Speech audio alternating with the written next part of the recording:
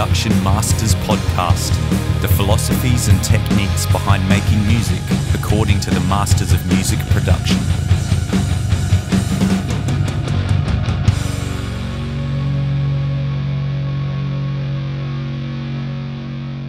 Do you work much with, do bands send you a mix and you give them some feedback, and do you have that like a working relationship with bands in that way sometimes, or are you open to that kind of thing? Or? No, I always leave them the option to do that if they want. Some bands contact me prior the mastering session, send me a mix. You know, I'll tell them what I think, and then they apply that and fix. Sometimes I get a mix that has a problem. I'll tell them what to fix, and they'll fix, and we'll go back and forth. Open to the communication, and for me, it's a team effort. So it's not just, okay, I got it, I do it, that's all. I finish the work, I send it, I'm open to changes, revisions, suggestions, whatever we need to do to make it work. Sometimes it works immediately, sometimes you got to massage it a bit, tweak here, tweak there. I'm always open to communicating. Sometimes I talk with the bands and I ask them what they don't want as well, because right. It's certain times, you get somebody approaching you and they said, we weren't happy with this, or we were not happy with something in the mix, or we want to go a different direction. So I ask them, what didn't work before, what you don't like. Those things can affect a lot the results. Oh, that's interesting. Yeah, that it's more, you take it from that angle as well as just like telling people how to mix or what would improve their mixes. Yeah. Yeah, it's better to know what you don't like. If I take you now to an Italian restaurant, you don't like pasta. Okay, so I won't suggest pasta. Or if I take you to a restaurant and I don't know that you don't want to eat you don't want to eat a salad, it's good to know that up front. You know what I mean? Yeah. But not every time the bands know it. Sometimes they're not sure about that, or they don't even have, they didn't even think of that, and that's okay. It's usually the situations where they're not happy with something, either in the mix, or they were somewhere else, or they're not happy with something they've done years ago, and they don't want to repeat that situation. Yeah. So I think I probably know what you're going to say, but despite the fact that you've got so much awesome analog gear, do you sometimes not even hit analog, just totally a digital master? Well, I have a lot of digital hardware gear too. Yeah. Not everything is just analog and digital. There's, to me, three things. There's analog, digital, and plugins that are digital, of course. Yeah. Plugins are digital, but there's digital hardware, which sounds different than plugins. And for sure, it's a different concept, because with digital hardware, you have other things that can come into the picture. This also in analog that happens too, because in analog you also have the digital side that converts the analog. And there's also plugins, and each one has its own thing. I've done projects that were all digital hardware, and I've done some projects that were digital in the box. Yes. I don't have one saying that says this is good, this is bad. They're all good and they're all bad. It's just analog can also not sound as great on certain things, and digital hardware has its thing, and plugins have their thing. So it's usually what fits. Usually the way I like to work is I work with the gear, and then if I need to tweak, I can tweak later on, or tweak either on the desk or later on if needed. Yep. Plugins have come a long way from when I first tried plugins. I think it was in the 90s, end of the late 90s. It's when I first experimented with plugins, and they definitely had. Oh man, they've definitely come a long way from that era for sure. Yeah, and a lot of them sound good. I personally like working with gear a lot. It's very intuitive for me. Yep. You know, the knobs. I also like the sound. To me, it doesn't matter if something is emulating the real thing or not. It's how does it sound, if I like it or not. You know, some plugs don't emulate great, but they sound good at what they're doing. So why not?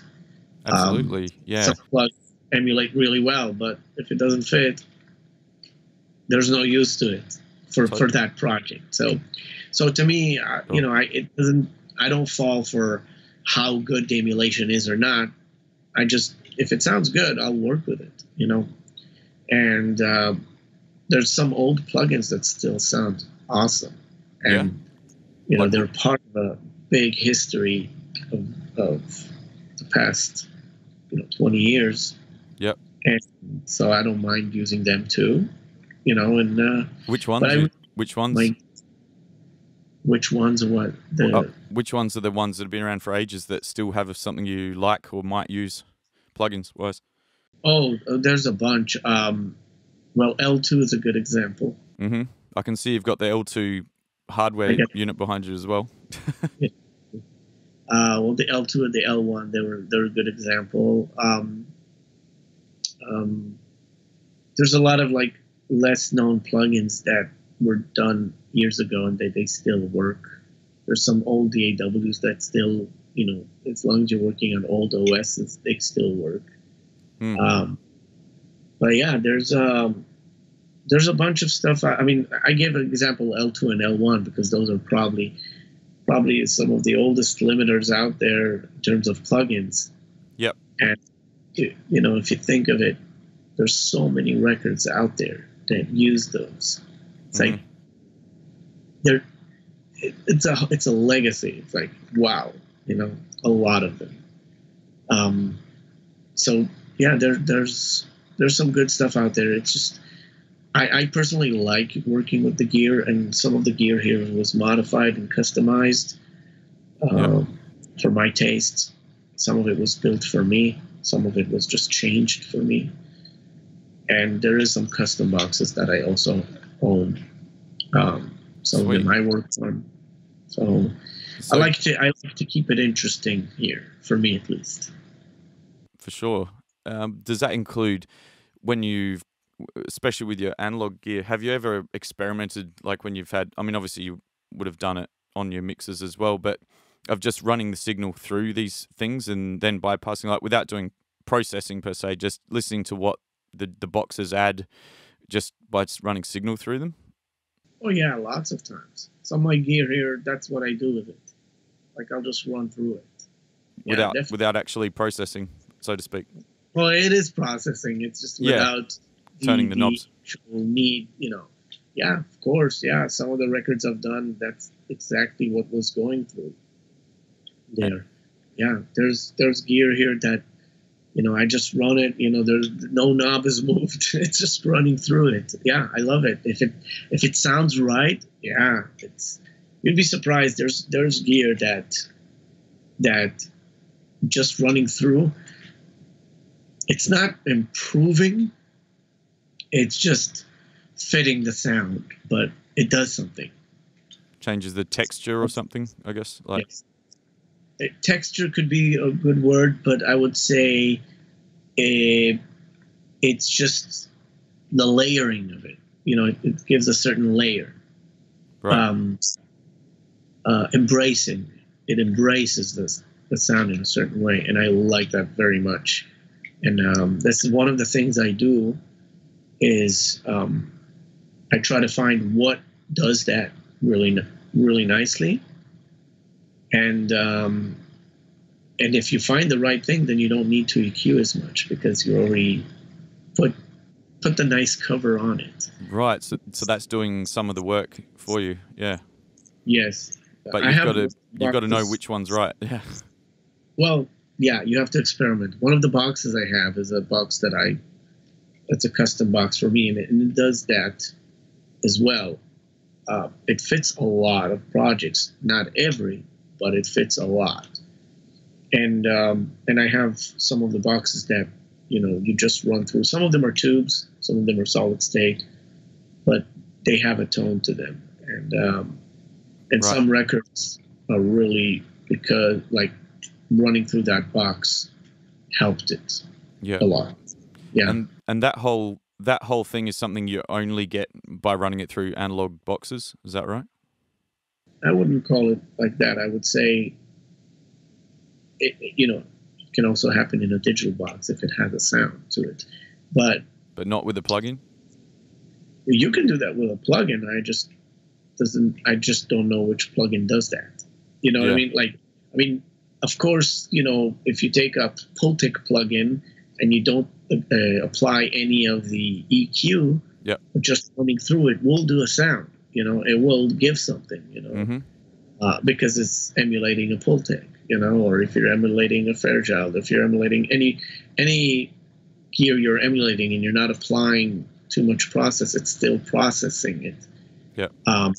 So you can get that. I just like getting that in analog, because I can just audition the different ones and see which one I like best. And there is things in analog that you can replicate in digital, but it would require more work to get there. Certain things you just pop in analog. It's like, oh, this is what I want. Where in plugins, you might be like, this is close, and I need to add more. Right.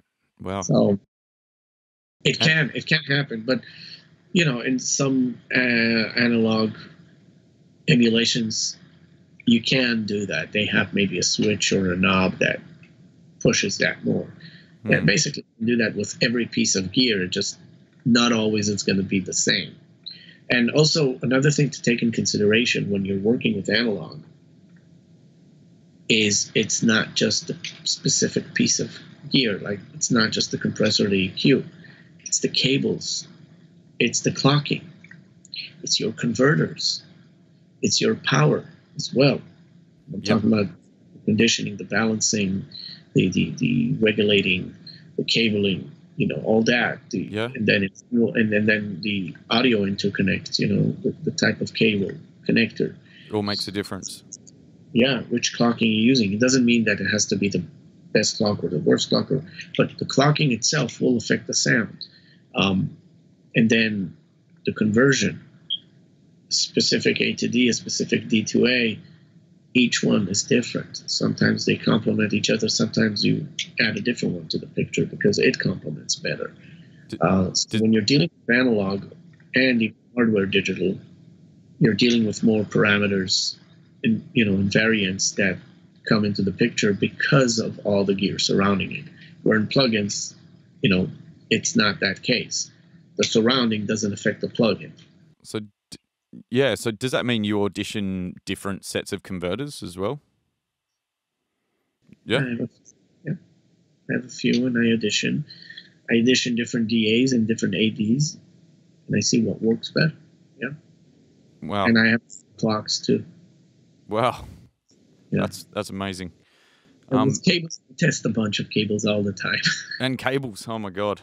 Well, but that's for that I'll test and I'll see what I like best, and then I work with that. Yeah. So, you don't try out 5 different cables for one song or something like. Well, you can, and some people will go that extra mile, and that's fine. What I do every once in a while is I'll try a set of cables, and if I like them, I'll move to those cables. Right. But that's not every day. That takes a long time because you've got to get used to the cable, and you don't want to fall for just, there's a change. You want to make sure that the change was the change you wanted. Yep. Yeah. So that is applied too. But I'll audition certain projects. I'll go with a certain clock, certain project with a different type of clock or clock combination. You can also do that. And conversion, of course. Yeah. I have different converters, and I'll see what works best. Plus, you gravitate to certain converters you like the most, and you fit them with the music. So every little thing changes, even if it's 1%, 2%. They make a change, and they change your workflow in terms of how fast you get to the result you want. Yep. And do you know if you have tape machines there, or whether you ever bounce stuff off a tape. Do you? Or? I don't have a tape machine here. I have a lot of analog gear, but no tape. And the reason for that was maintenance room, and most of the stuff I work on, this amount of gear here, and I even have more than what you see here on the desk. I have side racks here with more stuff. So if I ever need to really go to different sounds, I have the ability. Tape is cool, but there's a lot of things to do with the tape in terms of maintenance, and the amount of projects coming with tape are limited. Regarding putting it to tape and then bouncing back, there are benefits in it, but sometimes there's also not the benefits. It could also bring other stuff in. It really depends on the project. Maybe in the future, I don't know. I have thought of it a few times, but right now I prefer investing in a better transfer chain, better cables, better gear that I like more, adding colors. I have a lot of optional colors here. I want to add more so I can be more and more versatile all the time, and be able to cater the different tastes and apply it too, in terms of I can give you this sound or whatever you want. Yeah. So when you talk about colors, is that again, are colors something that you would ever get from using plugins, in your opinion? Yeah, you can. I mean, a color is basically a shape, a curve, a vibe. You can get that from plugins. You can get it from, even if you change DAW, it's, certain things will change. Summing changes in different DAWs. The play, it can sound different. Even in the box, things can change.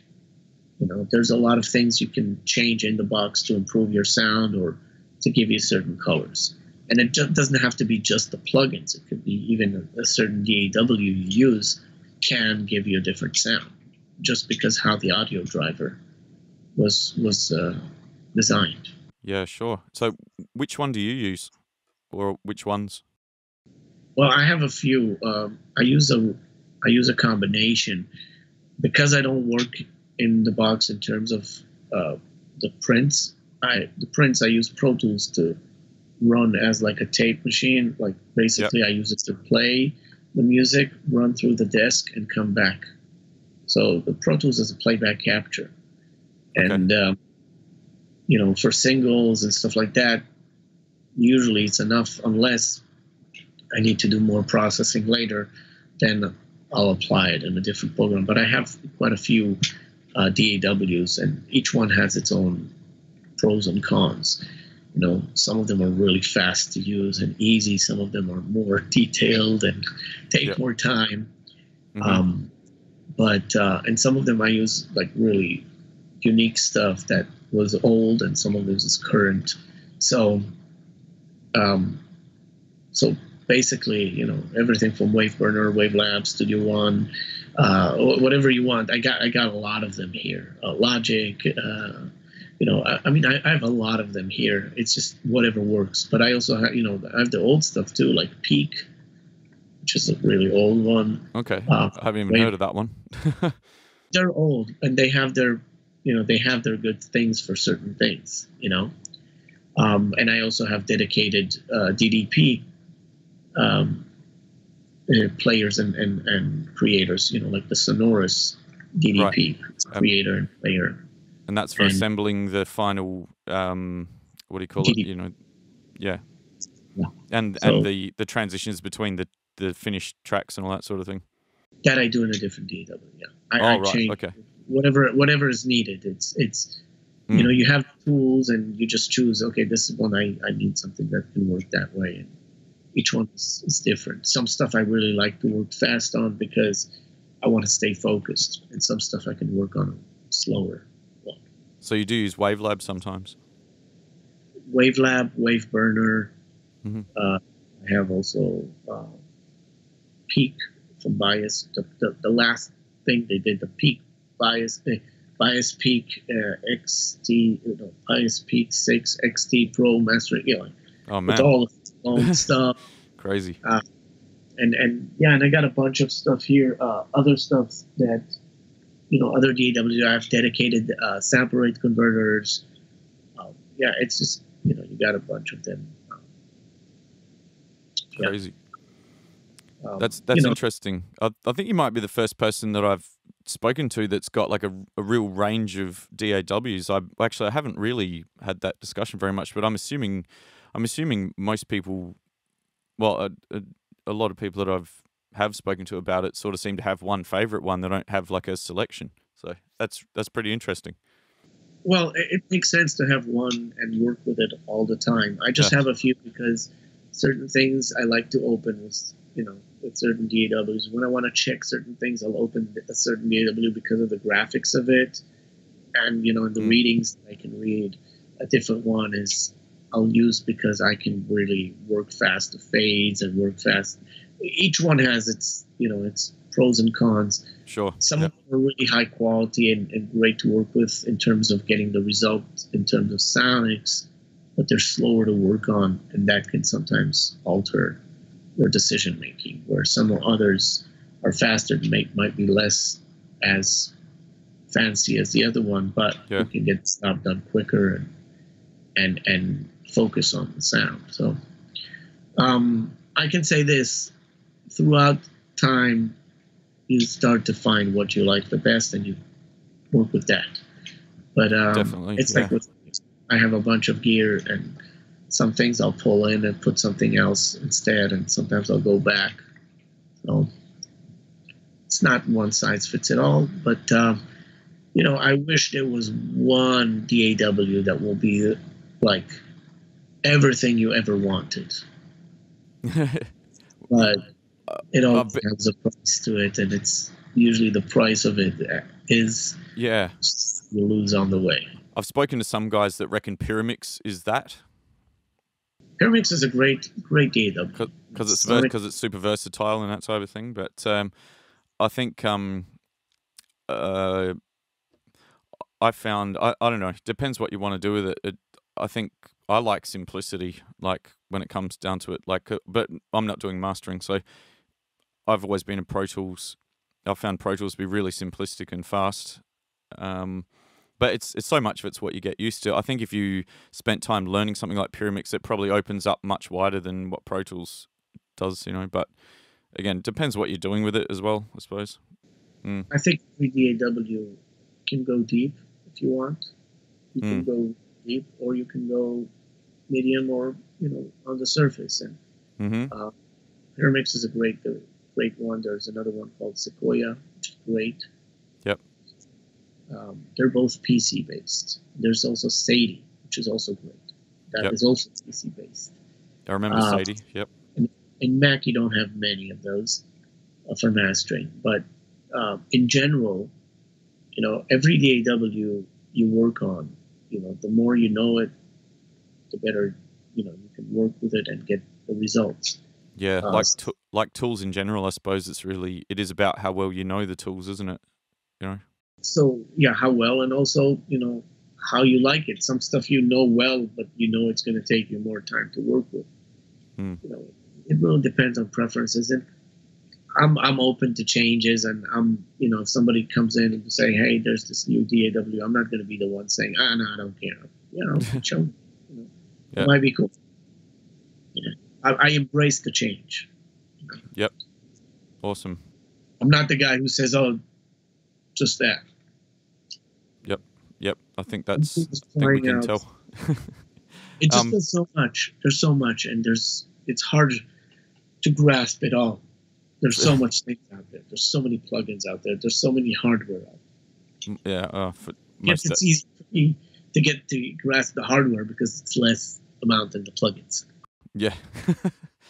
I was going to ask you before, when you finish doing a master and you sort of think, yeah, this is sounding awesome, do you ever throw up a reference master, like maybe it's an album you've already mastered before or something that's a classic one that you love the sound of? Do you ever throw something up and listen to it against what you've done? We don't do that? No, I think it's not fair to do that. Every Okay. recording has its own thing. Every recording has its signature. Yep. When you try to apply that to something else, maybe trying to get to that reference will exaggerate certain frequencies that don't fit the original project. There's a difference between listening to something and in your mind it sounds close to something and you're like, oh, it reminds me of, than to actually trying to reference to that, because I think it just doesn't do justice. Every recording has its own clues and you can take it to certain places, but I think it's dangerous to try to compare. A lot of times what I will do with a mixer or producer or band, that they'll send me their loud versions that the mixer did. Yep. So at least I know what they're used to, and then I'll just bring mine, but at least I know where the ballpark of their volume level that they're expecting. And I usually recommend to mixers, if you are making a loud version, be aware that as long as you give them a limited version, but it's not multi-band or saturate or stuff like that, Yep. then it's easier to compare that to your mix. But if you put a limiter that is a multi-band, or a compressor that is multi-band, or a saturator, or a multi-band saturator, transient saturate, whatever it is, it's going to affect how the mix is originally. So your mix notes that you get from the band don't apply exactly to the mix unless your multi-band was part of the mix or saturator was part of the mix. But it's better to give just a limited version that is loud enough, and then it will translate as your mix. And some plugins don't say that, but they are multi-band, or they are saturators or clippers, and it's inside, but you don't see it on the outside, so you don't know. Yep, so it's a good practice to know which plugins are the least curve changing, or altering the frequency and dynamics, and use that as to level up and to give to the bands. Now, sometimes you do get references from the bands, like, we want to sound like this. You try to see, you try to bring it that direction, but a lot of times it's not. But maybe there's a vibe there that you can go with, and maybe that helps. So I try to understand the vibe of the music and push it to that direction instead of frequency, one-on-one. Because that, if your mix comes in and it's bright, and what you're referencing is bright, but yours is brighter, but in a different frequency, it's going to be hard to adjust that to get to that frequency. Maybe it's better to darken yours so it's not popping out even more brighter. So you're saying you have to be careful if you're referencing, because it starts to become, we're trying to match it, and then we go to a place that's not helping the music, sort of thing. Yes. Yeah. Sometimes your reference, you want to get there, but going there actually doesn't do that great for you. Totally, that makes complete sense. And with the advent of everything becoming more virtual, or less physical, and streaming and all this kind of stuff, has that changed where you're ending up with your overall compression and limiting and stuff? Have you noticed a change? For a lot of years, I did a lot of masters that were not as loud.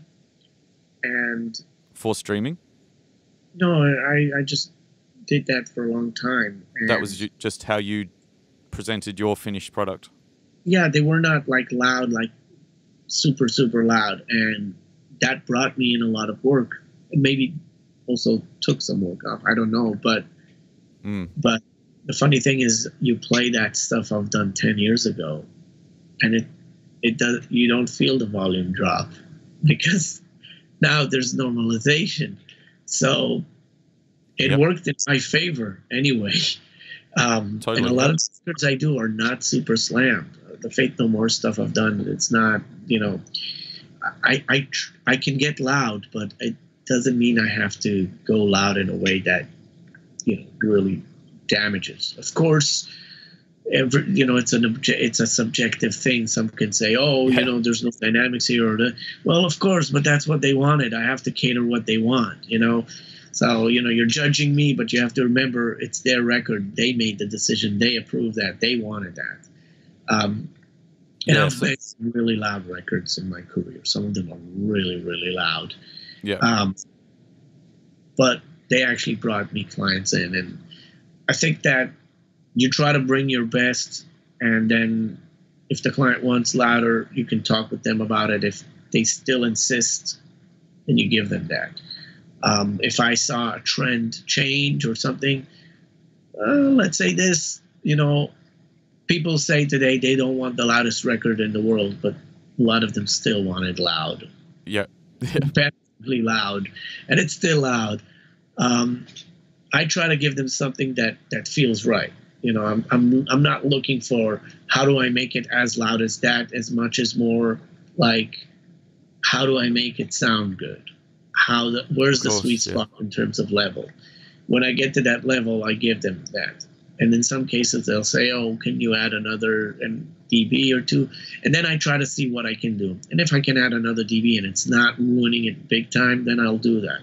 If it's ruining it big time, I'll tell them, "Look, I think it's going to ruin it, but here's the example. You wanted 1 more dB. This is 1 more dB." And in a lot of cases, they'll call me back and say, "Let's go with the 1 less." Yeah. In some cases, the 1 dB extra worked.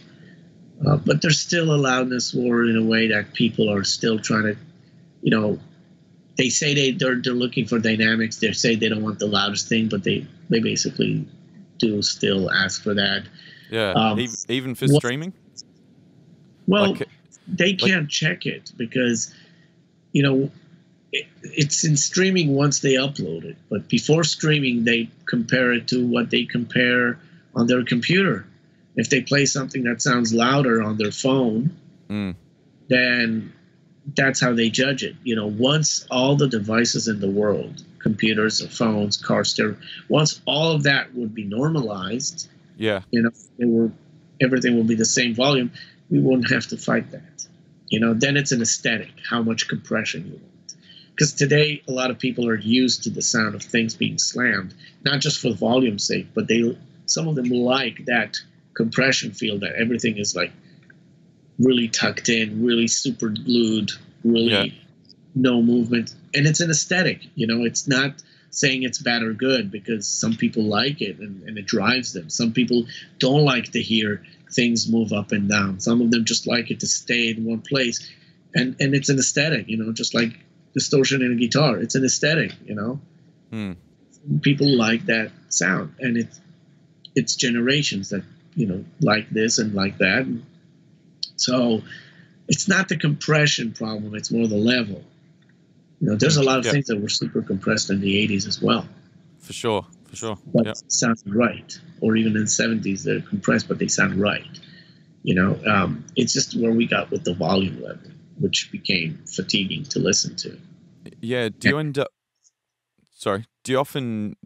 doing, is it a different master for vinyl, CD, and streaming? Is it usually 3 different ones that you might end up doing, or how does that work for you? I try to do one that can cater everything. Right. And then if there's certain needs, I'll do, like for the vinyl, or I'll print a different, thing for video. Or I usually try to first of all aim for one that sounds right. Okay. And then that, if we need, I'll do another one. Because, do one for this and one for that. But I start from one that I think can cater most. And then for the vinyl prep, I'll make a different print for that. And then if it's streaming or video, they need something else, we'll move with that. But my first initial run would be to cater it all, because I want them to have something they can relate to, and not this is for this is for that. Yeah, before that, first let's find what works. Sure. Yeah, that makes sense.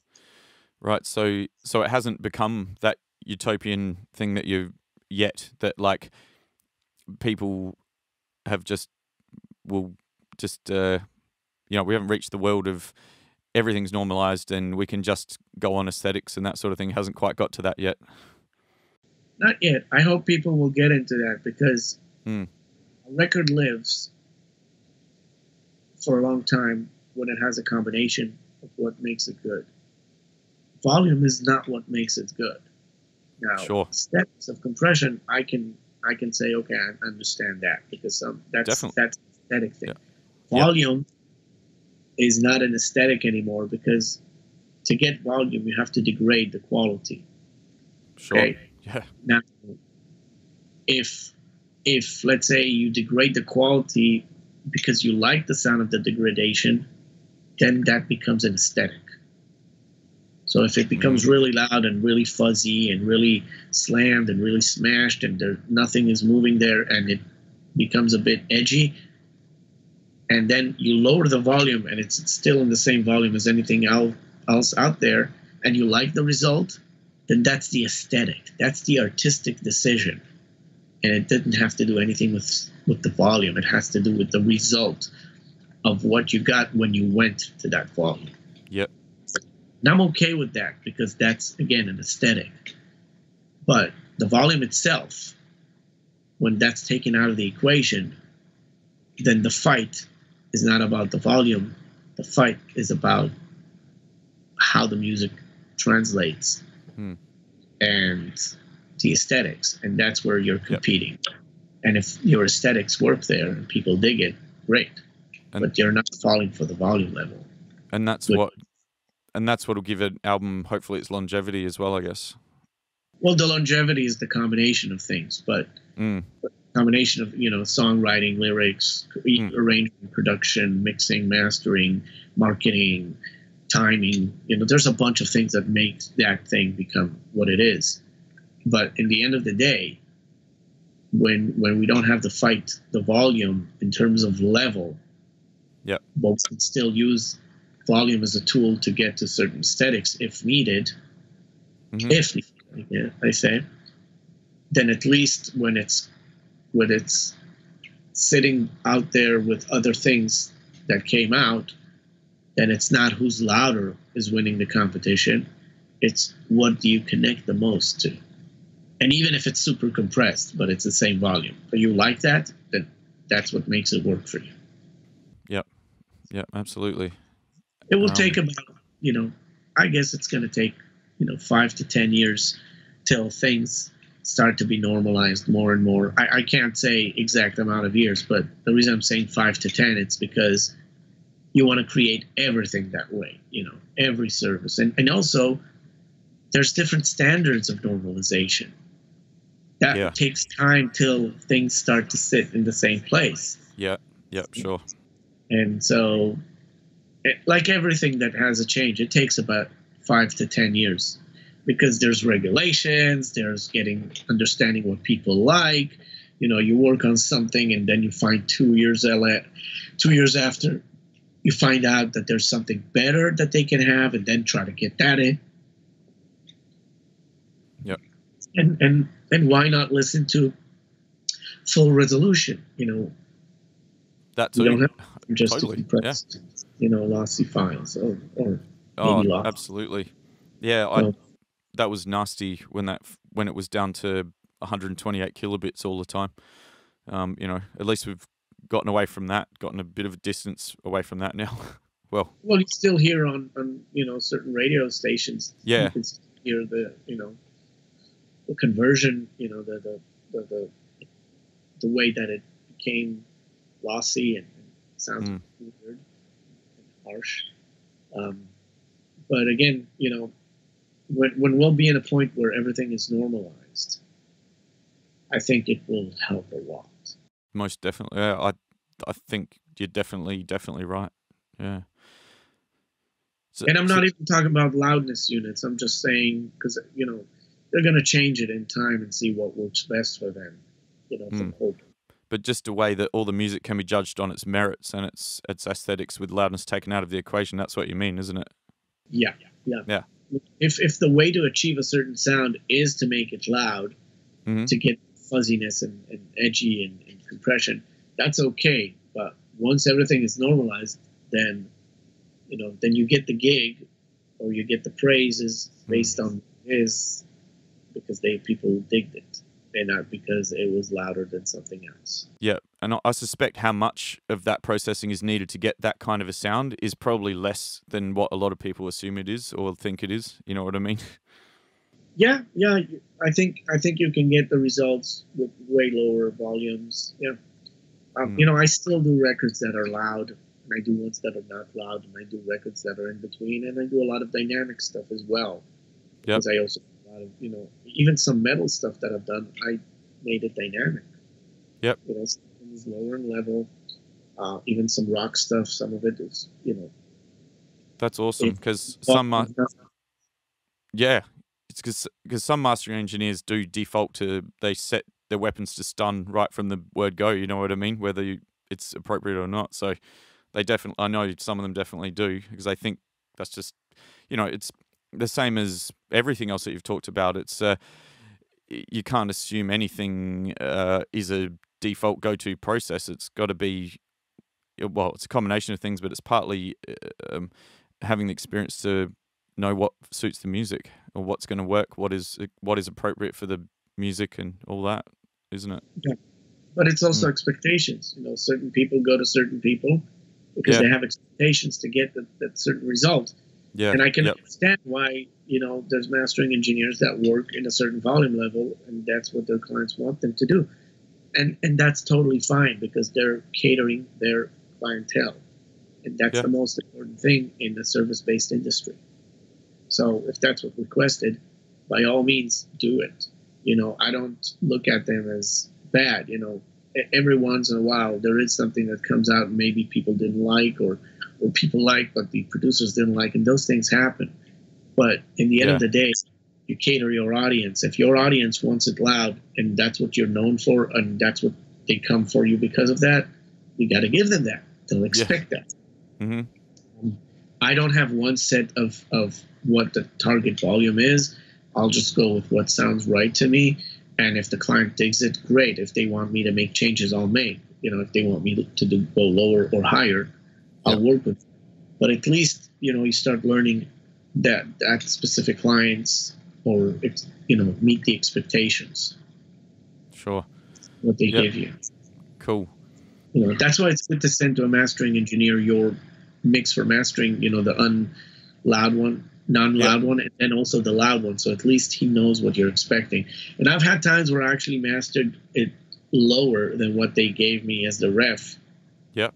And when they heard it, they understood why I did it lower, and it sounded bigger and easier on the ear. And I've had times where I made it louder than the ref. Yep. Or the same volume. But at least sounding better. Yeah, awesome. Very, very interesting. So I wanted to talk to you a bit about your room and your monitoring as well, because it looks insane, and I'm sure like your room is awesome. Like, was your room designed, like how far back to scratch was the actual room design and the acoustics and that type of thing? Was it entirely your specifications right from the start? Or can you tell us a bit about that? Well, this room was done twice. The first time I was totally unhappy with. Right. Yeah, it was really bad. And I was totally not happy with. The good thing is I had experience with working in bad rooms already in the past. So I could at least still work when it was first done. And then I flew in an acoustician from Israel by the name of Jonathan Sheffer. And in 10 days, he designed the room, tuned, you know, shooting the room with frequencies and all that. And we had it built in 10 days. So you had to rip out all the previous treatment and start from scratch? Yeah. Wow. Ripping out the old stuff, starting from scratch. Every day, you know, doing frequency analyzation, playing music, trying to see where to put the speakers. We're moving things around, trying different things. But it was intensive, like very intense. 10 days of really a lot of tweaking and critical listening to get to that sound. Yeah. Yeah. And, Were you less involved with the initial setup, like the previous setup that you ripped out? Were you less involved with that being yeah, set up? yeah, I was less involved.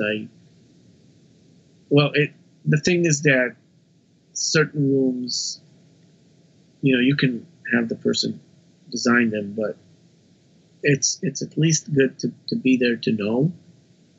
And in the first design, I was involved, but much less. I let them design before, and then I did what they asked and all that, and then they came in. And Yep. so still, in this case, I told the designer up front, I told them, this is the things I'm expecting. This is what I have. Now, prior to him coming here for 10 days, I'd taken pictures, measurements. I did video chats with him. I showed him every angle I could in the video. I showed him, where things are in the room so he can make a 3D model prior to coming in. And then also I told him what types of music I'm expecting to listen to. Yep. And what are the obstacles that can happen, with that. And so he made a 3D model before, and he knew what to expect more. Then when he came here, he already knew the place in a way. Yep. So it was easier to establish a starting point. So it saved us a lot of time and work. So it's a month of pre-work, not every day. A month of phone calls, Skype chats, video chats, pictures, measurements. Where things are placed in the room. Then after that, when he came here, he already had a good idea of what's happening here. And then we played music and measured and we did the tones and all that and sweeps and all that, and saw where the desk is and what reflections to work on. Yep. Yeah, he was fast because we had access to really good computing devices that helped us make the calculations. Okay. So yeah. we used. Yeah. If you had to sum it up, what is the main difference between what it was and what it is now? Sum it up. It's a room I can work in easily, and everybody who walks in this room and plays music, they can hear the details. They can notice things they didn't hear before, and they can feel comfortable with listening. And at the same time, it's critical enough for them to know what's inside, and it's easier to work that way. A good, well-designed room will make you work quicker and make better decisions. And like I said before, I've worked in bad rooms before. I've worked with different types of speakers. So I had experience with working in not the best ideal situations. But working in a really good environment, it makes it much more enjoyable, and it lets you really work and less deal with problems that you might not notice. Yep. And that exist. Oh, definitely. Yeah. I mean, it's everything, isn't it? Having the confidence in your room. If you're doing mastering, you've really got to feel like you can trust what you're hearing and not be second guessing or all that. Yeah, and it also makes your speakers work right. It's a bad room. Your speakers are not going to be giving you the best. Can you tell us about your monitoring as well a bit? Yeah, I use PMC IB1S. Those are passive units driven by a Brixton 4B SST square. That's hooked up to the Maslick MTC1X mastering console. Yep. Full the volume. And I have a benchmark DAC that's feeding those. Yep. And do you run a Lynx Hilo and a Lynx Hilo as well? Sorry? And a Lynx Hilo also. Yes. Okay. And so you don't need a sub with the big ones, those big speakers? No, the room goes down to 20 hertz, and they go down to 25 hertz. And is your room? That's awesome. That's amazing. But is the room? Would you say it's flat, or does it have a bit of a curve that you've liked the sound of to work in? I can't say it's flat. I can say it's it's good enough for me to work with. Yeah. But it's, to get a room sounding flat, sometimes actually it's harder to work with. There's pros and cons. You want the room to have the least amount of problems, rather going for flat, or going for a nice curve, a nice smooth curve. That's a different case. It's just like saying about a speaker that is flat or a microphone that is flat. A lot of them are not flat, but they have a decent curve. I can't say it's flat, but there's also to taste. Some of the stuff here, it's also how I like to listen to. Of course, it doesn't. Yeah, and it doesn't need to be flat, does it? It needs to be what you get to know really, really well, isn't it, as well? It's a good question. I think it needs to be representing of what can be taken outside. Yeah, being that it's mastering. Right, and that's the best you can to make it fit that. Yeah. So there's a little bit of leeway for a bit of non-flatness or whatever, like a bit of a musical vibe to it or something. Yeah, and some rooms are more flatter than others, and they can also translate well, but it's dependent. I mean, each room has its own thing, and sometimes aiming for something like that can do good or can do less. Yeah. And with your other monitors there, are they all just, do you use those to, they like all your B and C and D pairs for referencing your masters, or are they for? Yeah, they're not used all the time. They're used if I feel I need to check something, then I use them.